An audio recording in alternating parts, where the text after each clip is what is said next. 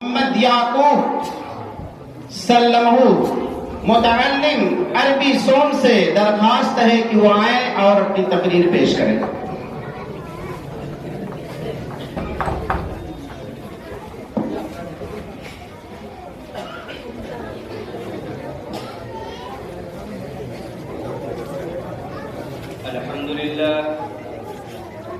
الحمد لله رب العالمين والصلاة والسلام على سيد الأنبياء والمرسلين وعلى آله وأصحابه أجمعين أما بعد۔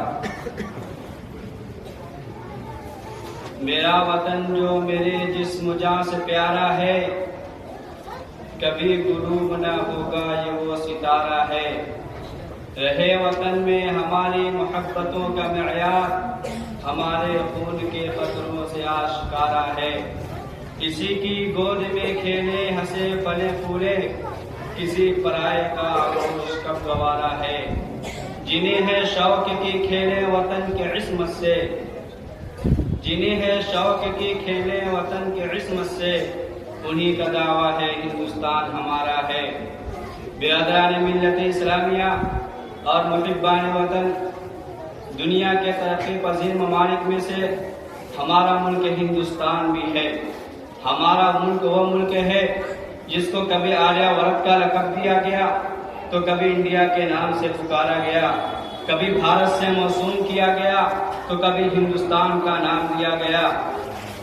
ہمارا ملک وہ ملک ہے جس کو ہمارا ملک ہندوستان اپنے آغوش میں ایسی چیزوں کو لیے ہوئے ہے کہ پوری دنیا اس پر فخر کرتی ہے۔ اس کے سینے میں شاہجہاں کی مسجد ابطال محل کی عصمت پوشیدہ ہے۔ مہاتما بدھ اور ٹیپو سلطان اس کے پروردہ ہیں۔ اشفاق اللہ خان اسی کا لال ہے۔ نور جہاں کی عفت اسی کے صدقے ہے۔ گنگا جمنا کی روانی اسی کے پیار کا صدقہ ہے۔ سلطنت کی لہریں اسی کی گود میں ہیں۔ ہمالیہ کے سر پر اسی کا تاج ہے۔ مہاتما گاندھی اسی کے جگر کا ٹکڑا ہے۔ بریگیڈیئر عثمان کو شجاعت اسی نے بخشی ہے۔ ویر عبدالحمید کو بہادری اسی نے عطا کی ہے۔ حسین احمد مدنی رحمۃ اللہ علیہ کو جھولا اسی نے جھلایا ہے۔ لال قلعہ کو مضبوطی اسی نے بخشی ہے۔ لیکن جب ہم اپنے ملک ہندوستان کی موجودہ صورتحال کا جائزہ لیتے ہیں تو مجبور ہو کر کہنا پڑتا ہے کہ تعصب کو بھی اسی نے جنم دیا ہے، ظلم و بربریت کو بھی عروج اسی نے بخشا ہے، قتل و غارت گری کو بھی اپنا شیوا اسی نے بنایا ہے، مذہب کے نام پر فتن و فساد پھیلانے والے لال کو بھی اسی نے پیدا کیا ہے، اڈوانی کو اسی نے جنم دیا ہے، اشوک سنگر کو اسی نے پیدا کیا ہے، مرلی منوہر جوشی اور بال ٹھاکرے کو بھی اسی نے پیدا کیا ہے۔ اوما بھارتی دیش بری اسی کی بیٹی ہے، سشما سوراج اسی کی لاڈلی ہے۔ برادران ملت اسلامیہ، جب ہم بھاگلپور کے حالات سنتے ہیں، جب بجنور اور فیض آباد کے فسادات کا تذکرہ ہوتا ہے، جب ایودھیا میں بابری مسجد کی مسماری یاد آتی ہے، جب ہندوستانی مسلمانوں کے خون کے چھینٹے اخباروں اور رسائل و جرائد پر نظر آتے ہیں تو ہمیں اپنے بزرگوں کی قربانیاں یاد آتی ہیں، جنہوں نے اپنے ملک کی آزادی کی خاطر بیوی بچے مال و دولت سب کو تیاگ دیا، وطن چھوڑنا گوارا کیا، جیلوں کی مشقتوں کو برداشت کیا، سر کٹا دینا گوارا کیا، سولی پر چلنا گوارا کیا، ٹینک اور توپوں سے ٹکرانا گوارا کیا، سب کچھ گوارا کیا، لیکن جب تک اپنے ملک ہندوستان کو انگریز کے ناپاک پنجے سے چھڑائے نہیں، دم نہیں لیا۔ جب گلستان کو خون کی ضرورت پڑی، سب سے پہلے ہماری ہی گردن کٹی۔ اب یہ کہتے ہیں ہم سے یہ اہل چمن، یہ چمن ہے ہمارا تمہارا نہیں۔ سامعین اکرام، ان بزرگوں نے یہ ساری قربانیاں کیوں پیش کی؟ بیوی بچہ اور مال و دولت کی محبتوں کو بالائے طاق کیوں رکھا؟ سر کٹا دینا آسان کیوں سمجھا؟ سولی پر مسکراتے ہوئے کیوں چڑھ گئے؟ جیلوں کی مشقتوں کو کیوں برداشت کیا؟ اسی لیے تو کہ آج اگر ہم ان مسائل اور آرام پر صبر کر لیں گے اور ان تکالیف کو جھیل لیں گے تو آنے والی ہماری نسل اور باشندگان وطن آزادی کے ساتھ زندگی گزاریں گے، غلامی کی توق ان کے گلے میں نہیں ہوں گے، ہر طرح سے آزاد رہیں گے۔ کھانے پینے کی آزادی رہے گی، رہنے سہنے کی آزادی رہے گی، عبادتوں کی آزادی رہے گی، اذان پر پابندی نہیں لگائی جائے گی، مسجد اور گاؤں میں تالے نہیں لگائے جائیں گے، ان کو مسمار نہیں کیا جائے گا، ماؤں کی ممتاز لوٹی نہیں جائے گی، ہمارے بہنوں کے دوپٹے سروں پر محفوظ رہیں گے، ان کی عصمتوں کو داغدار نہیں کیا جائے گا، بلا تفریق مذہب و ملت، دین و دھرم اور بھائی چارگی کا ماحول پیدا ہو جائے گا۔ مگر افسوس سر افسوس، ہمارے ان بزرگوں کا خواب شرمندہ تعبیر نہیں ہو سکا۔ آج ہم آزاد ہوتے ہوئے بھی آزاد نہیں ہیں، معمول ہوتے ہوئے بھی معمول نہیں ہیں، محفوظ رہتے ہوئے بھی محفوظ نہیں ہیں۔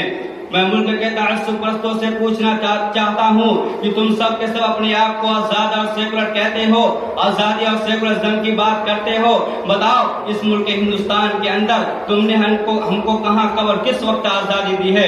ذرا تاریخ کا باب کھول کر دکھلاؤ۔ کیا سیکولرزم اسی کا نام ہے کہ تم جو چاہو کھاؤ پیو اور گاؤں ماتا کیا کر ہمارے کھانے پر پابندی لگواؤ؟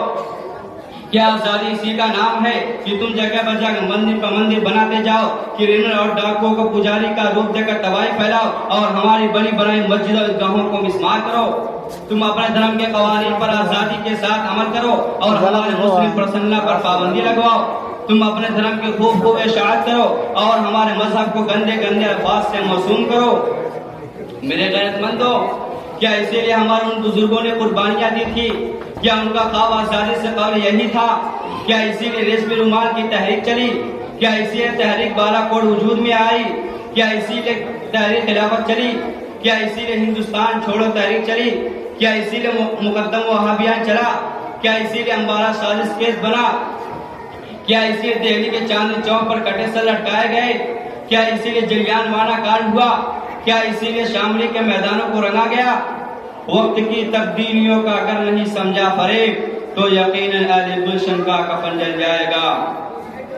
اے وفاداری کا ٹھیکہ چلانے والوں اور رام راج کا سپنا دیکھنے والوں، اگر ہمارے بزرگوں کے خوابوں کو ایسے ہی چکنا چور کیا اور شرمندہ تعبیر ہونے سے روکے رکھا تو یاد رکھو آج بھی ہمارے پاس حسین احمد مدنی رحمۃ اللہ علیہ جیسا کلیجہ رکھنے والے افراد بھی موجود ہیں، محمود الحسن دیوبندی رحمۃ اللہ علیہ جیسا جگر رکھنے والے افراد موجود ہیں، عبید اللہ سندھی رحمۃ اللہ علیہ جیسے جوان مرد موجود ہیں، حفظ الرحمان سے رحمۃ اللہ علیہ جیسے ہمت موجود ہیں، محمد علی جوہر رحمۃ اللہ علیہ اور ابوالکلام آزاد رحمۃ اللہ علیہ جیسے جو مرد موجود ہیں۔ آج بھی ہم اپنے دین دھرم کی خاطر اپنی آزادی کی خاطر سر کٹا سکتے ہیں، سولی پر چڑھ سکتے ہیں، جیلوں کی مشقتوں کو جھیل سکتے ہیں، ٹینک اور توپوں کا مقابلہ کر سکتے ہیں، بارودی شعلے میں جھلس سکتے ہیں، لیکن اپنے دین دھرم اور مذہب پر آج نہیں آنے دیں گے۔ مظلوم صحیح لیکن مجبور نہیں ہے ہم، اگر ضد پہ آ جائیں تو کوہرام مچا دیں گے۔ میرے سامعین اکرام، ہمارے بزرگوں نے جو آزادی سے قبل ہندوستان کی بابت خواب دیکھا تھا، اگر وہ شرمندہ تعبیر ہو جاتا تو آج ہمارے ملک ہندوستان کا نقشہ ہی کچھ اور ہوتا۔ ملک بھر میں امن و شانتی کی لہریں دوڑتی، قتل و غارت گری کا بازار گرم نہیں ہوتا، کڈنیپنگ اور اغوا رواج نہیں پاتا، ماں اور بہنوں کی عصمتیں محفوظ رہتی، مذہبی اور ملی آزادیاں ہوتی، ملک کے سرمایہ کو امانت سمجھا جاتا، اس قدر گھوٹالے اور گپڑے بازیاں نہیں ہوتی، سرکش شیاطین حکومتی کرسیوں پر نہیں ہوتے، مجرموں اور ڈاکوؤں کو وزارت کے عہدے نہیں دیے جاتے، بلا وجہ ایٹمی دھماکہ کر کے مہنگائیاں نہیں بڑھائی جاتی، بلکہ سوجھ بوجھ اور عقل و دانائی سے کام لیا جاتا۔ کشمیر کے معاملات الگ چلا جانے کی وجہ سے ہزاروں اور لاکھوں نوجوان کے قتل نہیں ہوتے، ہماری بہنوں کے سر دوپٹے نہیں اڑائے جاتے، باشندگان ہند دو ٹکڑے روٹیوں کے لیے نہیں ترستے، 2 گز کپڑے کے لیے ہاتھ نہیں پھیلاتے، رات بسر کرنے کے لیے روڈ اور سڑکوں کا کنارہ نہیں پکڑتے، امریکہ روس اور برطانیہ کے انگوٹھے سیدھے نہیں کرتے، بلکہ ہماری طاقت و قوت کا لوہا جانا جاتا، ہماری آزادی پر دنیا فخر کرتی، ہمارے امن و شانتی پر دنیا فخر کرتی۔ دعا کیجئے کہ اللہ رب العزت ہمارے ان بزرگوں کے خوابوں کو شرمندہ تعبیر کرے اور ہمارے اندر اپنے ان اکابرین و مخلصین جیسا حوصلہ اور جرأت مندی عنایت کرے، ملک کا محافظ اور دین اسلام کا داعی بنائے۔ ایک ہی خاک سے انسان ہوئے ہیں پیدا، ایک ہی خاک سے انسان ہوئے ہیں پیدا، ایک ہی خون ہے پھر خون بہاتے کیوں ہو، وآخر دعوانا الحمدللہ رب العالمین۔ بہت خوب، آپ حضرات ان بچوں کی حوصلہ افزائی فرماتے رہیں۔ میں یہ اراکین جو مدرسے کے رکن شورا اور رکن عاملہ کے اراکین ہیں، میں ان کا پردور استقبال کرتا ہوں اور ان سے درخواست کرتا ہوں کہ بچوں کی حوصلہ افزائی فرماتے رہیں۔